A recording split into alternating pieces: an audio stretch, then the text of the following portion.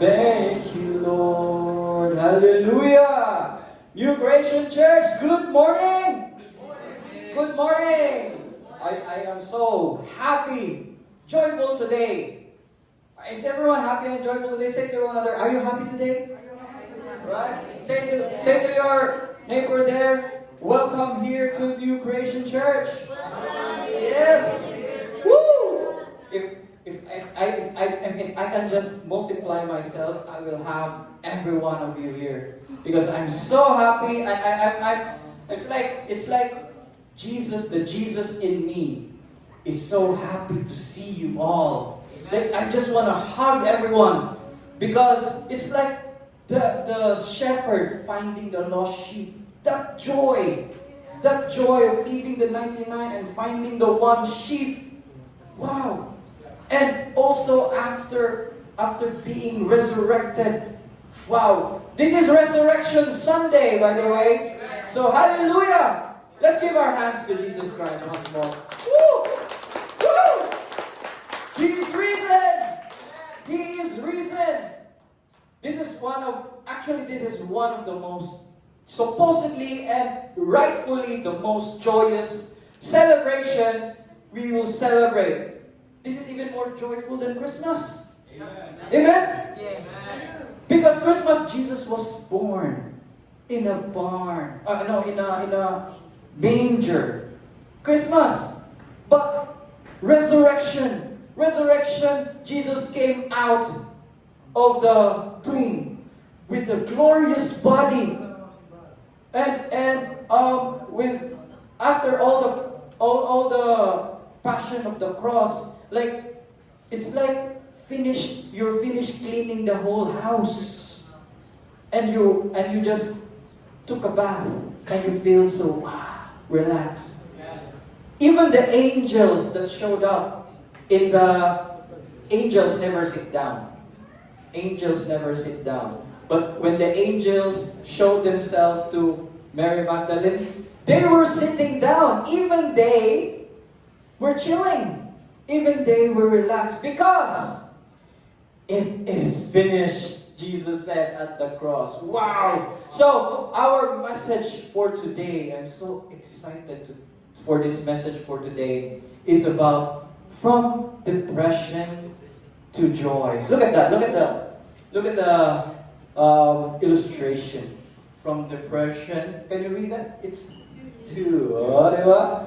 So when I was, it's so exciting because when I was trying to prepare the message for today, I was so distracted. And then I prayed to the Lord, what message do you want me to give to the people this Sunday? And the Lord did not give me the whole sermon. He just gave me a picture. And this was the picture that He gave me. The title, that from depression in the middle to joy. Wow. So that's the picture is the message itself. And I wanna share to this because it's Resurrection Sunday. But there's a lot of people nowadays who are depressed. And this really rings true to my heart because I'm going to be honest with you all. I once was depressed as well. You cannot tell. You cannot tell right now. But I had a very dark time in the past, and that's why I'm so joyful right now because that time is done and about. It's nothing. It's in the past, and I am now here alive and joyful because of the Lord Jesus Christ. And I just want to share this joy to each and every one of you today. Are you excited? Are you ready? So let me just start with this one because our title is From Depression. Do you know who this person is? This person, yes, rock star. This person his name is Chester Bennington. He is the vocalist of one of my favorite bands, Linkin Park. Dito ganyan siya tingog, ganun screamo, kaya ba? He sings, if you listen to Linkin Park songs, their lyrics are so depressing. I've become so numb. I can feel you there. Ano? So it's like he's singing. It's a cry for help. It's a cry for help. And this picture here, look at him. He's smiling. He's smiling. But don't you know that that picture was taken 36 hours before he committed suicide? That picture. You don't know. You just see someone smiling. And this is very prevalent for us Filipinos. We just say, "Are you okay?" "Yes, I'm fine. I'm fine. Kenchana. Yeah, that's our attitude. We always show our masks of smiles. But But it takes the Holy Spirit's discernment to see if that person is really okay or not. Right? We almost just show up our smiles. So sometimes we really just need someone to talk to. Amen? I've been there. In the past, I feel so empty. I felt so empty. I played basketball with my friends. I played computer games with them. I laughed. I danced. But deep inside, I was empty. Who has experienced that? It's a terrible feeling. It's a terrible feeling, and you just wanna show a brave face. Not everyone who was smiling is okay. But I'm telling you now, brother and sister, it's okay to not be okay. Right? If you feel like crying, cry. Right? If you feel like we wanna show to everyone that we are strong.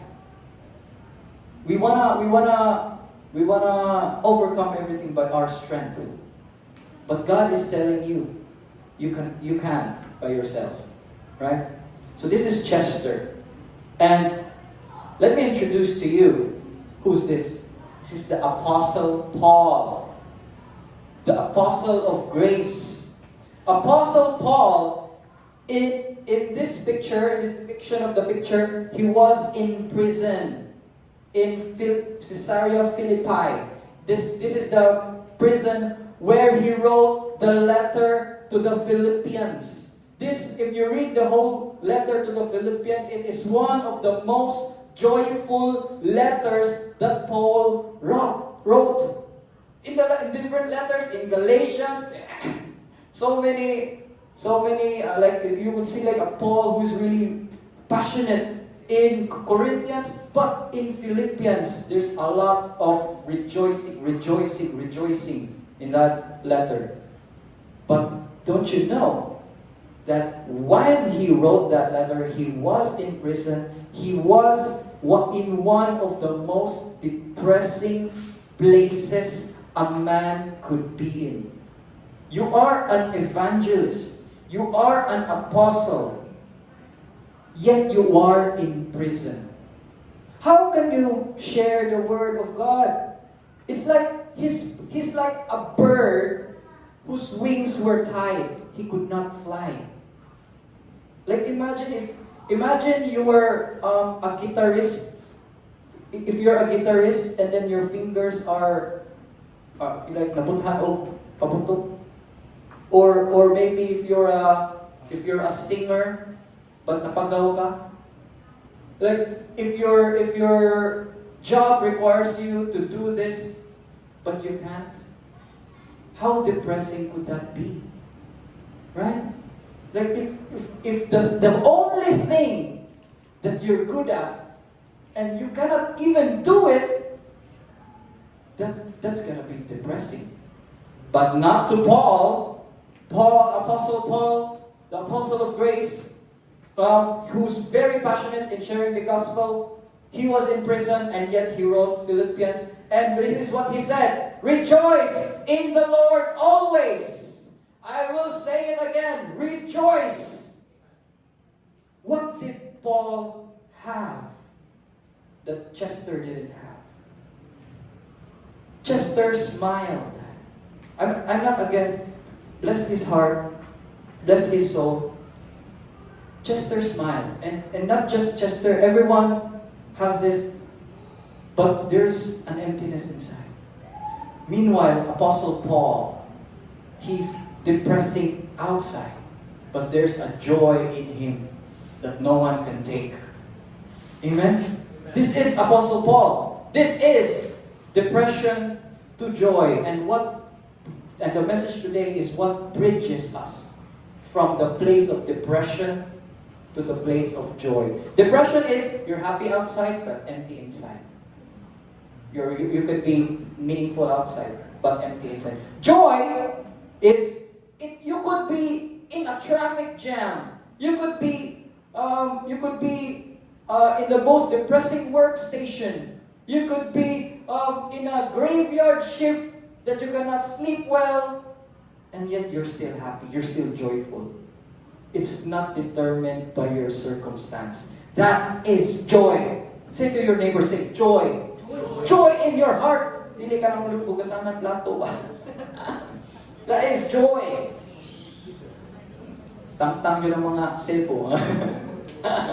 That's joy. So, have you experienced this? Have you felt sadness or emptiness, hopelessness that doesn't go away even if there's no clear reason? Or have you lost interest in things you used to enjoy? Like hobbies, food, people, or even life itself. That you used to want to play this game. You used to want to feel like a child, but it doesn't really feel like it. You don't feel like doing anything. Or do you constantly feel tired or drained, or even after resting or sleeping well, you woke up and then you just want to sleep again? Have you experienced that? Or do you often feel deep sadness, emptiness, or hopelessness, have you had thoughts like, what's the point of all this? I've thought about this a lot of times. You can ask my wife how many times I say, what's the point? What's the point of all this? Or maybe everyone will be better off without me. Like, okay na siya, bahala mo ako.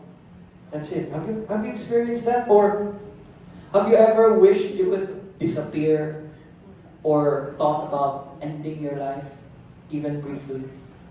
I experienced this twice in my life. Like, I just want to end it all. I just want to end it all. I experienced this. So, but this is the most important question that I will ask you today. Do you want to be free from all of these? Say amen if you want to be free.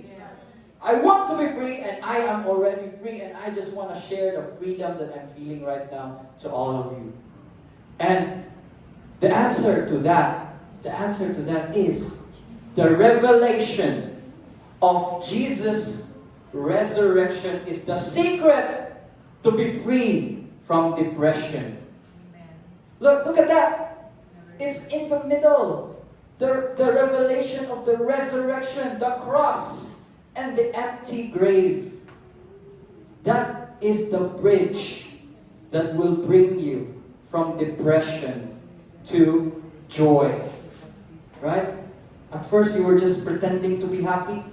Then you know that you have a revelation of the resurrection. Then you're really happy. Right? If you're happy and you know it, clap your hands. Yes, if you're happy and you know it, clap your hands. Stomp your feet, dance all the way. You enjoy it. That's joy.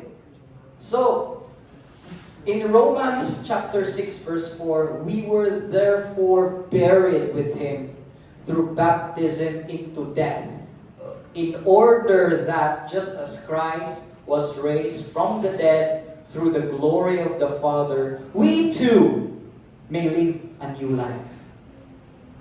So, if you're thinking about ending it all, you could end it all by, taking your life, or you could believe in Jesus Christ and still live.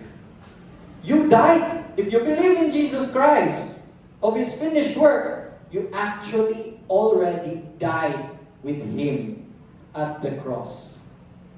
So that's the revelation of the death of Jesus Christ. Your old self has died with Him so that you will have a new life. Right? Now, question. When Jesus rose from the dead, he already had a perfect body. The body which we will have at the resurrection, the body that He will give us. He has already had that body. He's the firstborn of everyone. So He had a glorious body when He was resurrected. So He appeared out of nowhere. He appeared when there were locked doors and the disciples were in the room. He just appeared. And then He could appear and reappear at will. That's His new body that Jesus had when He got resurrected. Now the question is, why would there be a need to open the tomb if He can just go out? Right? Have you ever wondered that? Kasi nag-wonder, ano kinanglan pa man i-abri ang tomb? Na pwede naman siya makalapos. Pwede naman siya makateleport. Right? What's with the open tomb? The tomb was open so that it will show us that it is empty. Amen. That He did not stay in the tomb dead. That He is risen. If you do not see the resurrected Jesus yet in your life, see the empty tomb.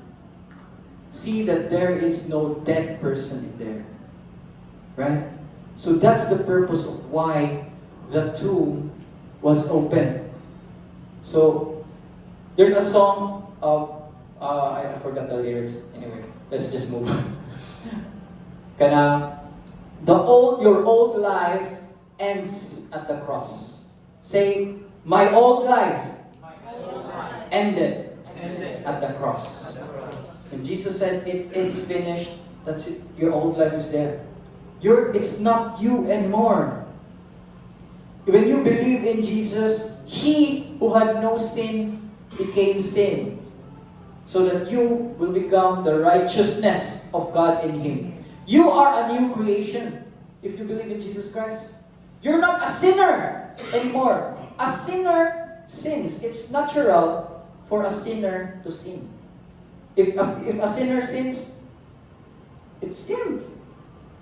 A duck will quack, a dog will bark, a fish will swim, and a sinner will sin. You should not be surprised if a sinner sins. In the same way that you will not be surprised that a cat will meow. You will be surprised if the cat will bark. One cat, ow!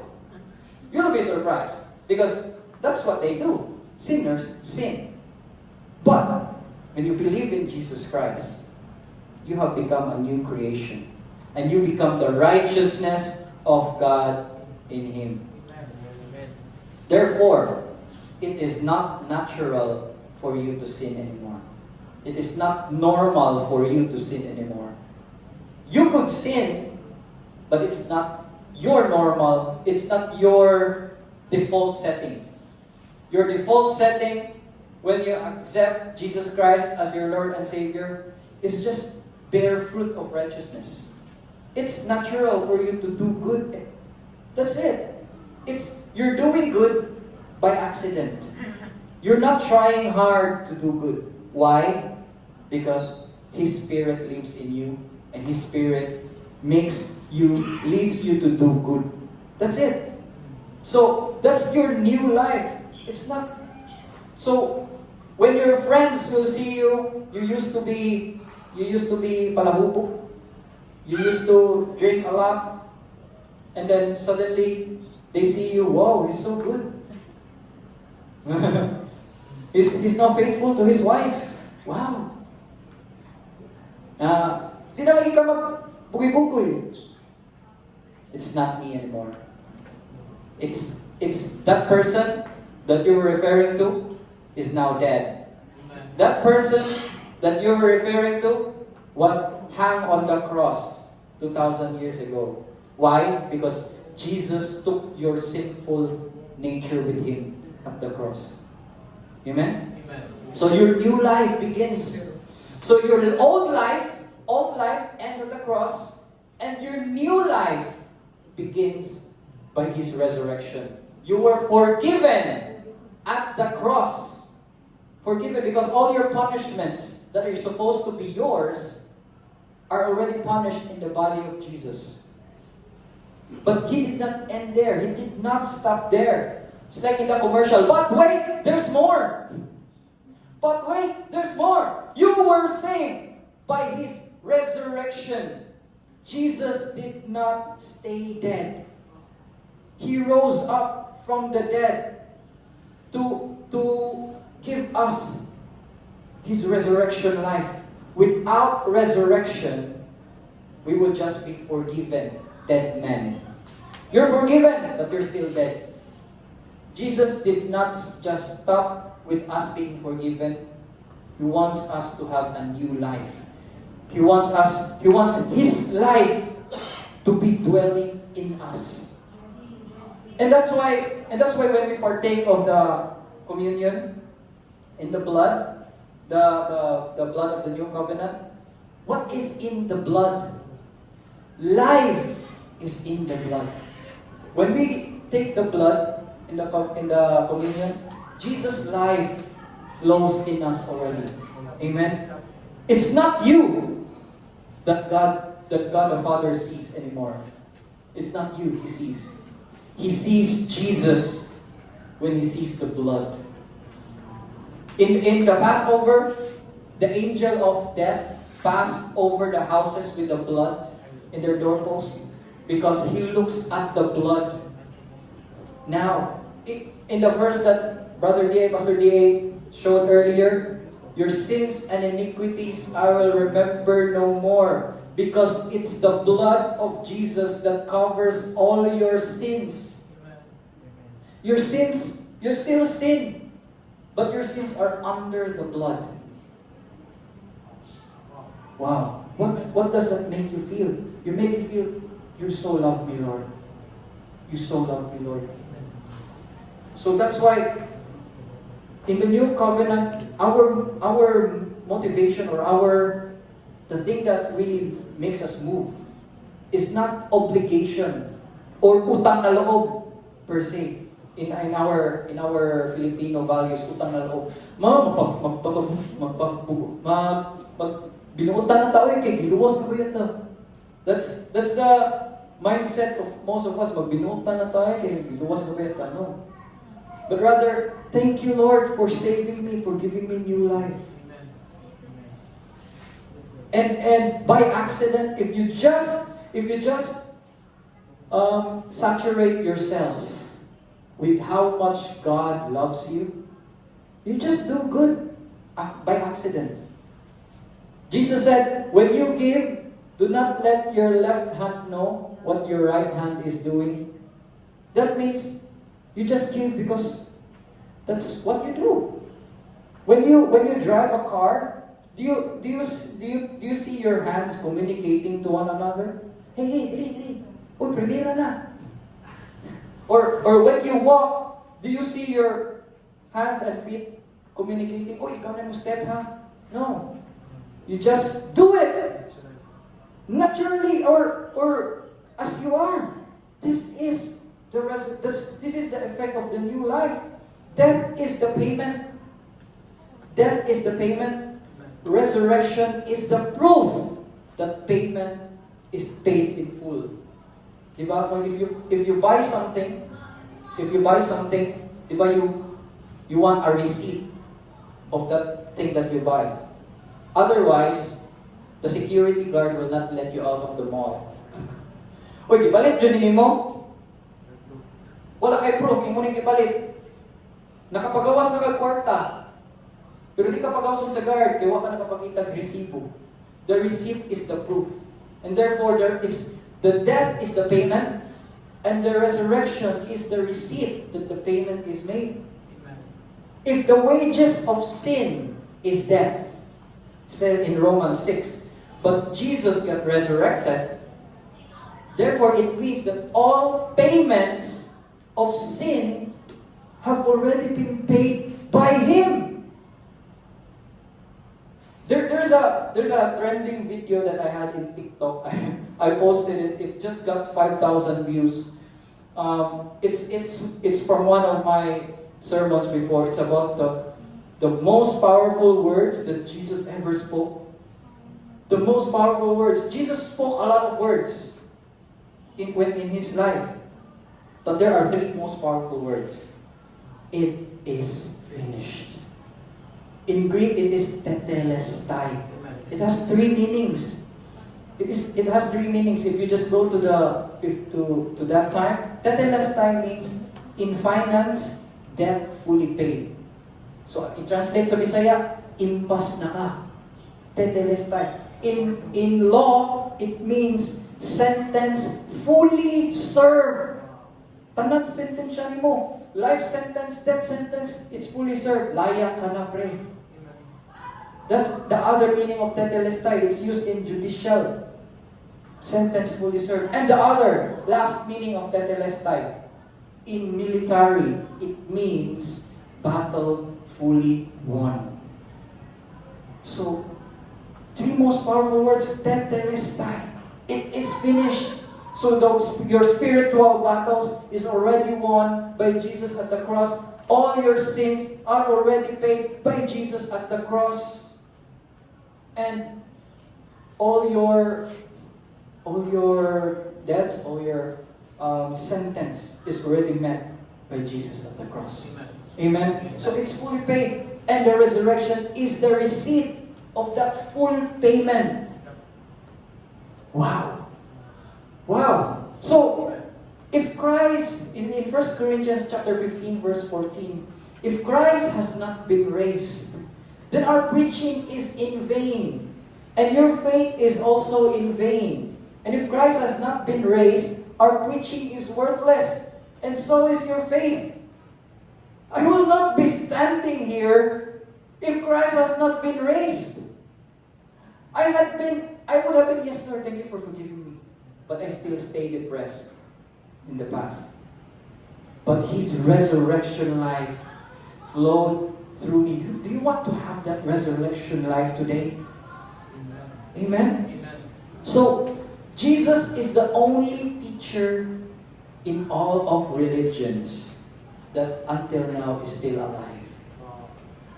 You know, if you're a traveler, if you imagine yourself, you're a traveler in your own life, and you see a fork in the road. You don't know where to go. You don't know where to go. This road or this road. And you see two guides there in the different parts of the road. In this part of the road, the guide is lying down. He's dead. And this part of the road, the guy is alive. Who would you ask for the way?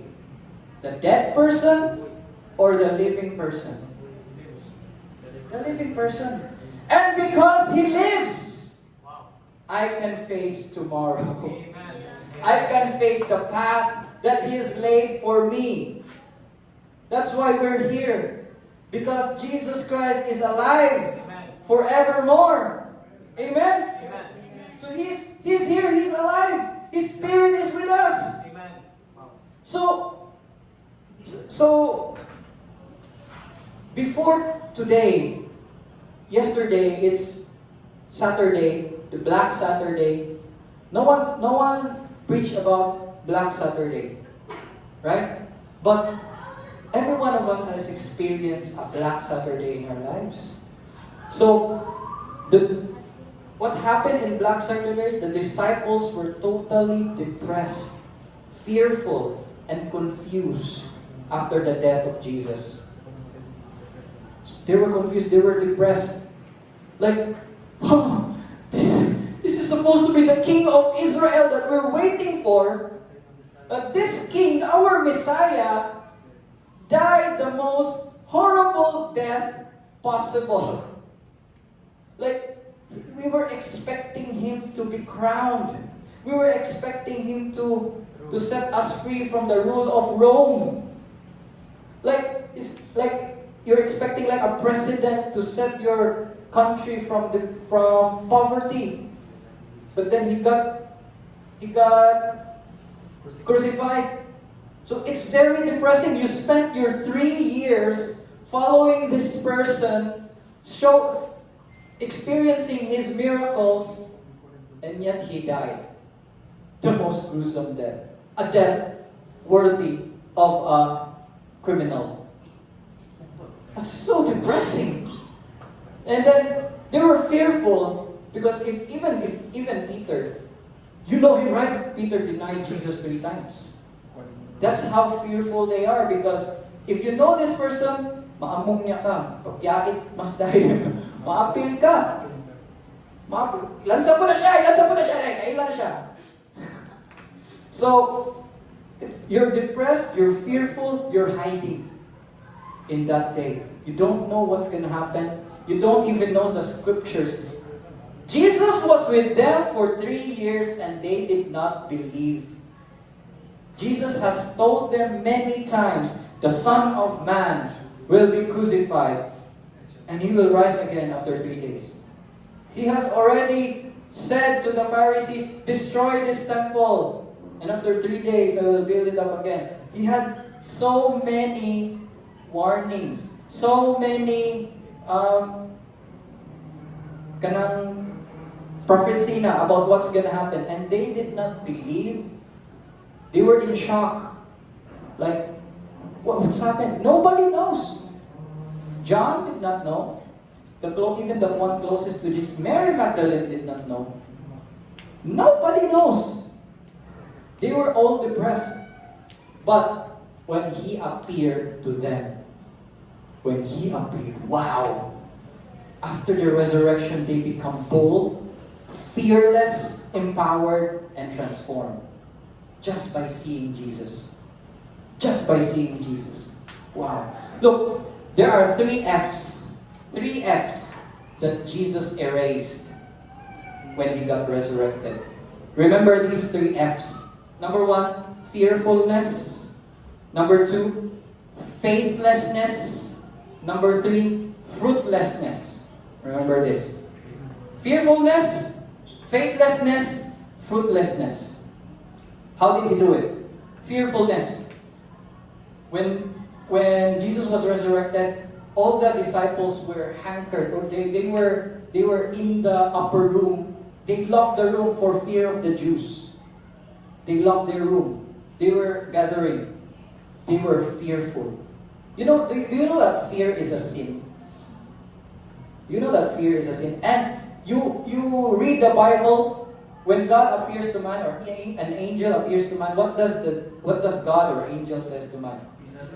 Do not be afraid. Do not fear. And do you know that it appears 365 times in the Bible? Right? So, do not fear. 365 times. God doesn't want us to fear. And what did Adam and Eve felt? The very moment they ate the fruit, the knowledge of good and evil, they felt fear. That's the very first feeling that they felt when they sinned. Therefore, fear is a sin. Do not fear. But did Jesus come and appear to them and, why did you fear? Did Jesus appear to them like that? Knowing that fear is a sin? Remember, all sin is already punished at the cross. All sin.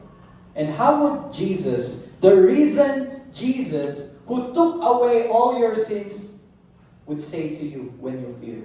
What happened to the disciples here? Jesus appeared in the midst of them, and then He said, peace be with you. Wow. And wow, if you were let's transport there, let's try and travel. Let's change this place. We are there. You are there. Imagine you've been with Jesus for 3 years, and then you were depressed, and then He suddenly appeared in the middle. And then, whoa! Whoa! That's him! They saw the holes in his hands. What would you have felt? Kung nakakangad to. Wow! I saw him beaten to pulp. I cannot even recognize him. And here he is. Solid. He even ate with them. He's not a ghost. Ghost, even if you see a ghost, walang pusra ka. But they were able to touch him. Wow. So, faith. So Jesus appeared and erased their fearfulness. But there was one of them who wasn't with them at that time. Who was it? Mo na ayaw mong absent. Mo na ayaw mong absent. See, Thomas was not there. Thomas was not there, and therefore and then everyone told Thomas who saw Jesus. Jesus appeared here. Like, wow, like. Look at this. Look at it. The faithlessness of Thomas is so strong that multiple people told him they saw Jesus and he won't even believe. Wow. Grabe. Even us, makita lang fake news sa Facebook, share magani dayon ka. No, unverified, no fact check. Share magani dayon. And here comes Thomas, having all the other disciples tell him they saw the Lord, and yet he had what great unbelief to say, unless I touch him, I put my hands in the holes in his sides, I will not believe you. Wow. Wow. Well, like, I would say it takes less faith to believe in Jesus.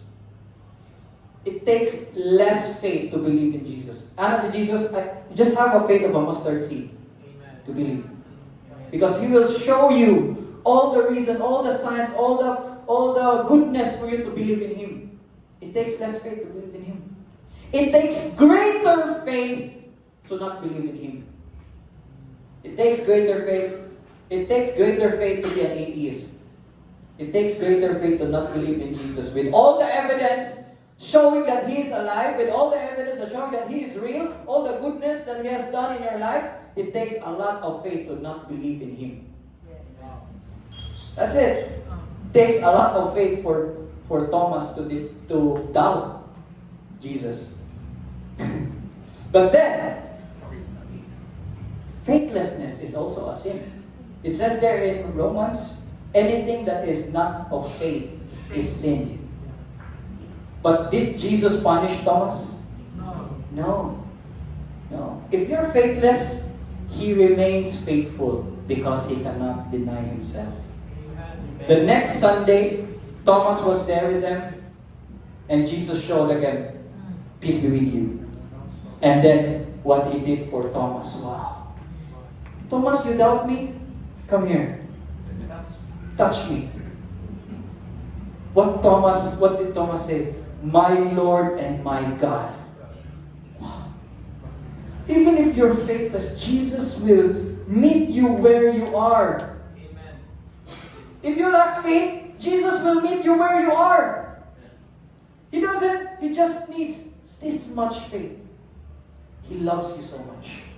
He loves you. He wants to erase the faithlessness that is in you and give you more faith. Jesus is the author and finisher of our faith. It is His goodness that leads you to repentance. It is His goodness that gives you faith. Amen. Now, fearfulness, faithlessness, and last, fruitfulness. Fruitlessness. Yes. What happened? They were bored. Peter said, "I'm going fishing." They followed Peter. Yeah, we're gonna go with you. The whole night, they did not catch anything. Have you experienced that? I looked for a job, I did not get applied. I looked for clients, they said no. I, I courted someone, she rejected me. Sin zoned me. Right? Like, I studied the exam and I failed. How many times have you experienced that? You did your best, Chester would say, I tried so hard and got so far. In the end, it doesn't even matter. So, for fruitlessness, the disciples tried so hard. Tried so hard to fish all night. And in the end, they did not catch anything. But what happened? Jesus was there. Hey guys, have you caught any fish? No, we did not. We're here all night. And Jesus said, throw your net to the other side. And then after that, whoa, their boat almost sank. Wow. And then Peter swam to the shore and they all got back to the shore, and who met them? Who met them? Jesus. And what? Sinugba. Wow! Gilutuan na sila daan! Gisugbaan na sila daan! They had fish and they had something to eat already. Wow! Fish and breakfast. The Lord overgives. When the Lord gives, expect overflow. Your breakthrough is here. You're looking for a job, just keep looking. Jesus is gonna give it to you. You're looking for love of your life, a friend, Jesus is gonna give it to you. He's gonna give him or her to you. More than what you can ever imagine. Wow. He over-delivers, He over-gives. That's our Lord. That's our Savior. Amen? Amen. So, now my question is, do you know only the historical Christ? Or have you met the resurrected Christ? Have you met the resurrected Christ? Remember Apostle Paul? Remember Apostle Paul? If you know his story, he was not one of the 12 that Jesus chose. He was not one of the 12. The 12 disciples walked with Jesus for 3 years. They saw him walk on water, heal the sick, resurrect the dead, and yet they became depressed on the second day. Because that's not what they saw on those 3 years, is just the historical Jesus that you read somewhere. It's like they just saw a great man. They just saw a great man. A man of God. A prophet. They just saw a man of God. But what happened to them when they saw the resurrected Jesus? They become emboldened, empowered. And his resurrection life lived with them. But this Apostle Paul, the apostle of grace, the one who wrote almost half of the New Testament, he was a persecutor of the Christians. He killed some Christians. He approved the stoning of Stephen. His name was Saul back then. His name was Saul. Saul means exalted. Exalted. Saul means exalted. But what happened to Saul?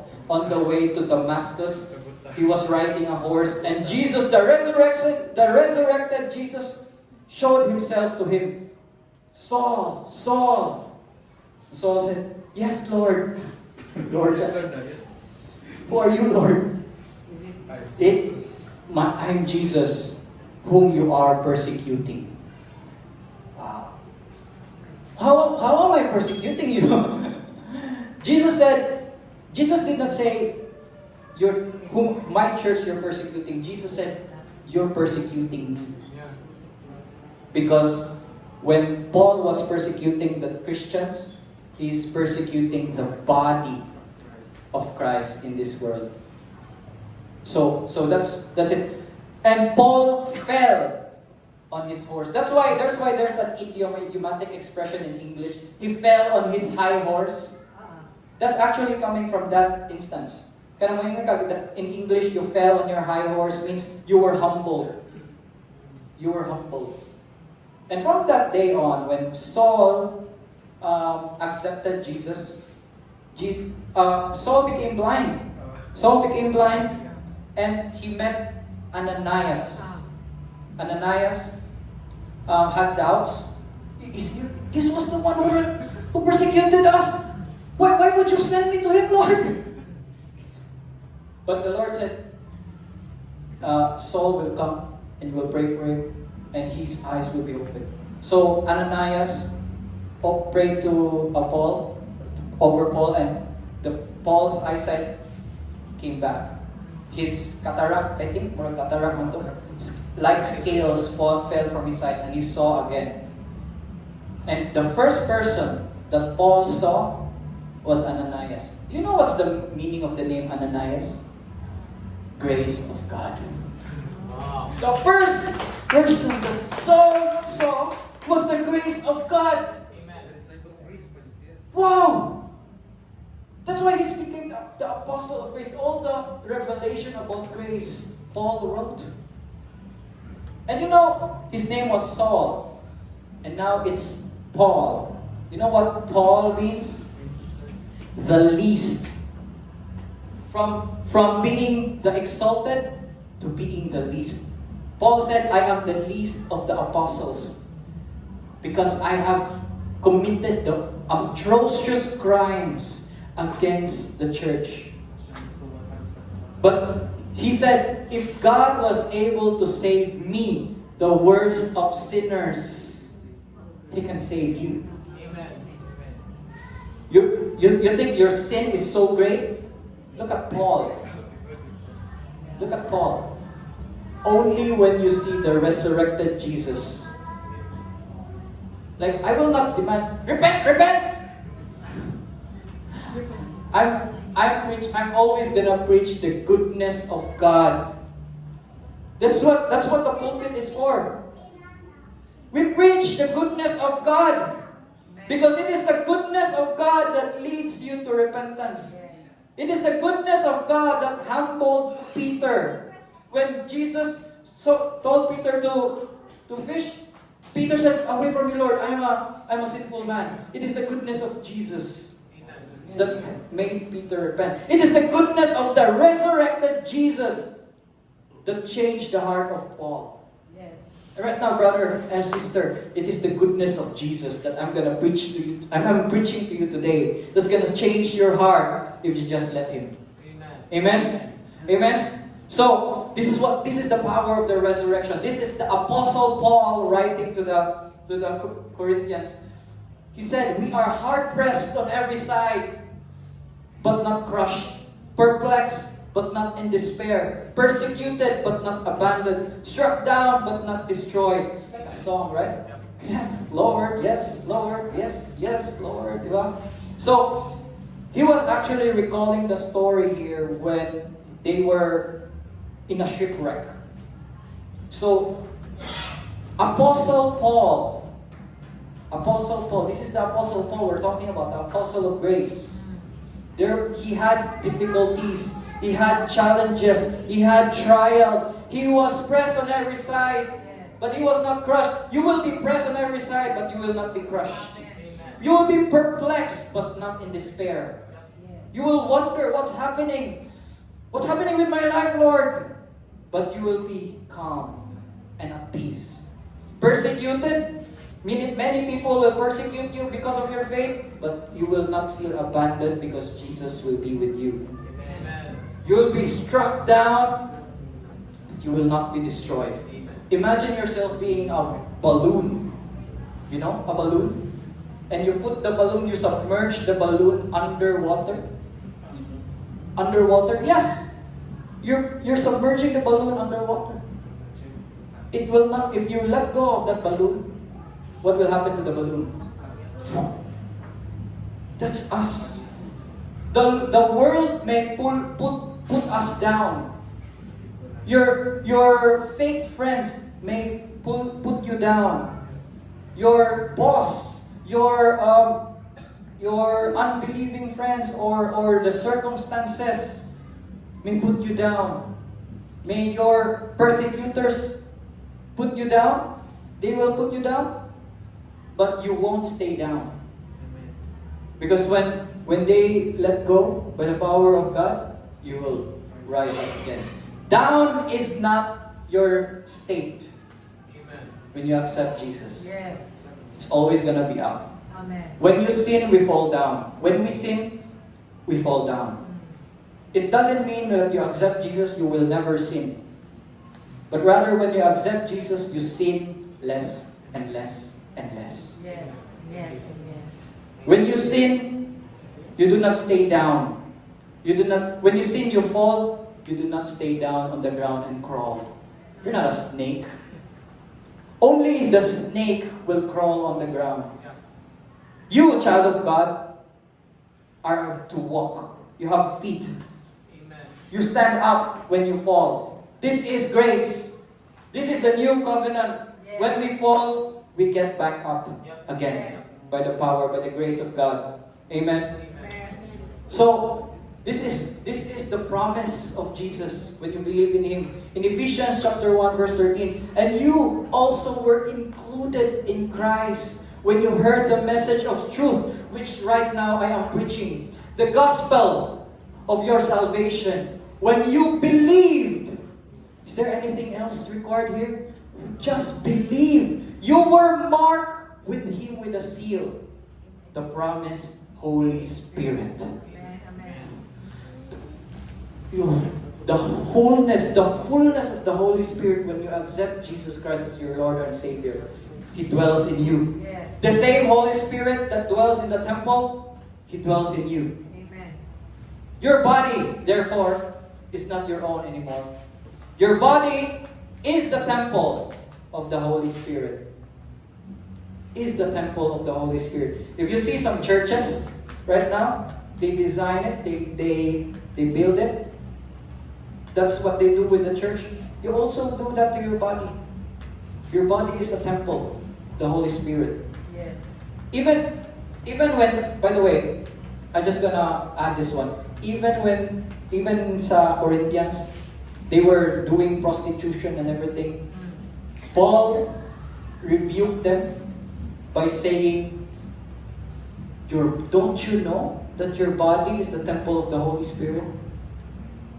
New covenant correction, there's correction in new covenant, but our correction here is to also remind you of who you really are, of how clean you are. If you're dirty, if you're already dirty, it's natural for you to do dirty things. But if you are already clean, you won't like doing dirty things. Right? So that's why the preaching here, I always remind that you are already cleansed. All your sins are already forgiven. And that's why sinning doesn't appeal to you anymore. That's it. You need more revelation of how righteous you are, not on how sinful you are. Yes. This is what we do in the Grace Church. How righteous you are. The more you have a revelation of how righteous you are, the more you bear fruit of righteousness. Amen. And the more you understand, the more you experience the power of the Holy Spirit in you. And if we're talking about depression, depression is not just an emotion. It's not just sadness. If we have doctors here, they will say depression is not. Do not make light of depression, because depression is already in your body. It's not just in your mind, it's in your body. That's why there are doctors who will give antidepressants. You drink antidepressants because it will do some chemicals in your body. Antidepressants can make you not feel depressed. That's what antidepressant. Therefore, it's chemical. Therefore, it's in your body. Depression is not just in your mind; it's in your body. But does that mean it's hopeless?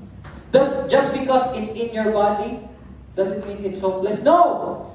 If the Spirit, in Romans chapter 8 verse 11, if the Spirit of Him who raised Jesus from the dead dwells in you, He who raised Jesus Christ from the dead will also give life to your mortal bodies through His Spirit who dwells in you. If you have sickness right now, if you have depression right now, anxiety, it's His Spirit who dwells in you who will resurrect your mortal body out of that darkness that is in your body right now.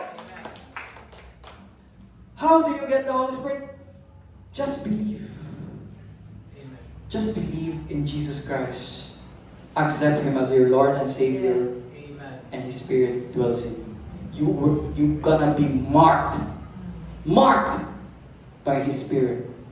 And it is by His Spirit that you can cry out to the Father, Abba, Daddy God.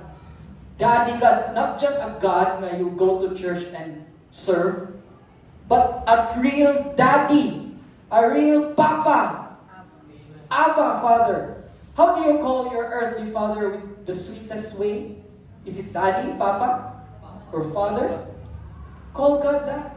Because He is that. He's not just the Almighty El Shaddai, Eleon. He's Father, Amen. Papa. When I pray to God, and my wife, my family, we always say, Papa God. It's Papa God. So that's how we address. Amen. Because the more you have, the more you address God, Papa, the more becomes even more real to you. You may not believe it. You may not believe it yet at first. But the more you say, the more you speak, the more you pray, the more you treat God as a real Father, the more you believe that He cares for you as a real Father, the more the revelation of it becomes real in your life. Amen? Amen. Amen? Woo! Who's blessed today? Amen. Who's blessed today? Yeah, this is so near to my heart because when I was depressed, I accepted the Lord Jesus Christ. After that, there's a lot of change. I studied psychology, and there's a lot of things there. I am for mental health. Don't get me wrong. You can go to therapists, counselors, but if you want to go there, just go. Don't just keep it into yourself. If you're depressed, just go. If Jesus said, according to your faith, it will be done to you. Yes. If you have faith with therapist or counselor in psychology, go. They could be effective. If you have faith with doctors, go. God also guided them in their studies. But if it's just for me, I went to the Lord, who gives, overgives. Wow, I got depressed because of love life. Mga single there. But God over delivers. God over delivers. Now I have a wife, Wow. the best wife. I didn't even pray for her, but she's the best. Wow. And God gave me children. It's my daughter there. Wow. So, but whoa. Tako na yung daughter ko sa tinigita din. I'm still 26. I married young, and it's hard. It's hard when you get married young. But by God's grace, He's really over-delivered, and He blessed me with a family, kids, my wife. Wow, I almost killed myself before. It did not happen overnight. My wife did not come overnight. I really just went to God. It says there in Proverbs, delight yourself in the Lord, and He will give you the desires of your heart. Amen. Delight yourselves in the Lord. Let's say this again. Delight yourselves in the Lord, and He will give you the desires of your heart. Seek the giver, and the gift will follow. Amen. Amen. Right? Seek first the kingdom of God, and all things will be added to you. Amen. Seek the source, and everything from the source will follow.